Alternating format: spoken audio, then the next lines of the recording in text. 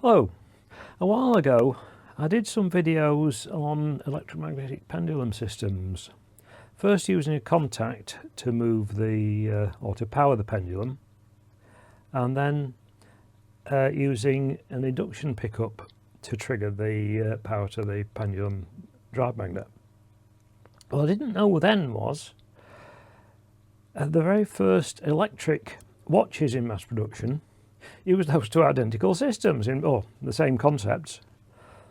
The very first one was a contact based one, and that had a little jewel with a metal wrap on one side on the balance wheel that triggered the coil each time the balance wheel went past centre, in the same way as my first swinging pendulum version did with the magnet in the tube, which I'll put the links to those videos on if you want to look at those. And then the improved version of those, because the contacts didn't last long, the contacts wore out and the thing stopped working after a while, so it wasn't very good for a long-term design. Then the later ones, like these, use a transistor and a pickup coil, so the motion of the magnet itself triggers the pulse to drive it. Now, this is a damaged one. It's had a leaky battery, though it wasn't obvious until I took it apart. It looks perfect up to then. And the pickup coil is damaged. And the only clue there's any damage on there is a little speck of rust on the balance. But this, I can show you a bit better close up how it works on this one, if I get the lighting right. If you look in that gap there, right in that V, I think get the light right as well. You can see there is a wheel in there that is turning, and you should be able to see spokes moving past it. If we get the light right. Very slowly, it's only turning slowly, but as I keep the balance wheel oscillating, there you go, you can just see a spoke moving through that gap at the back. So the balance wheel actually drives the movement and the hands through a gear train, unlike a conventional mechanical watch where the balance wheel controls the speed the spring unwinds at, or the balance wheel through the escapement controls the speed it unwinds at. Now, as I say, this movement, or this drive mechanism, is faulty. You know, the coil's gone. The coil is not repairable. It's incredibly fine wire.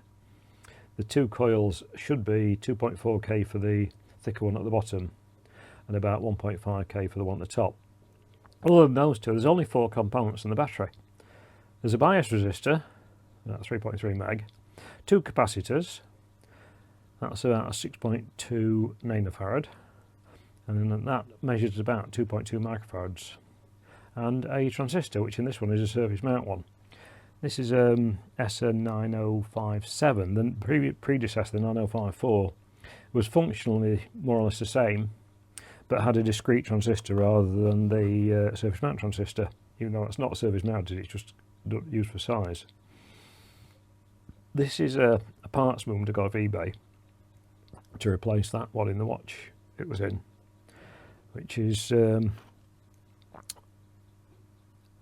not showing signs of corrosion, and as you can see it works quite nicely. And again, if I can hold that so you can see, get the light on it right, I can get the light in a bit better. You should be able to see there, you can see in that gap just there, you can see the spokes of one of the gear wheels moving with the motion of the balance wheel driving it through other gears. Oops, when I keep the battery down, the battery should be held in place by the back cover of the watch case, which obviously there's no case on it, so I'm having to hold it down so it makes proper contact. But that's it, it's just a bit of trivia at this. There's interesting parallels in different things. You know, from that original one which was copied from an advertising sign device from the 1930s or something like that, to watches in the 1960s and 1970s. I will be doing another video on this movement, or these two movements, this one and the damaged one, doing a complete rebuild on one to actually get the watch running again that the damaged one came out of. But I'm not going to try and include that here because it's a slightly off topic to the main electronics and technical channel, which, by the way, I'm working on more audio projects and various other things as well. It's just get tied up with long-term work projects, so I haven't had much time to do stuff, mainly editing. Anyway, that's it for now, thanks, and hopefully you'll look at the other stuff and watch the next one. And that's it, thanks for watching.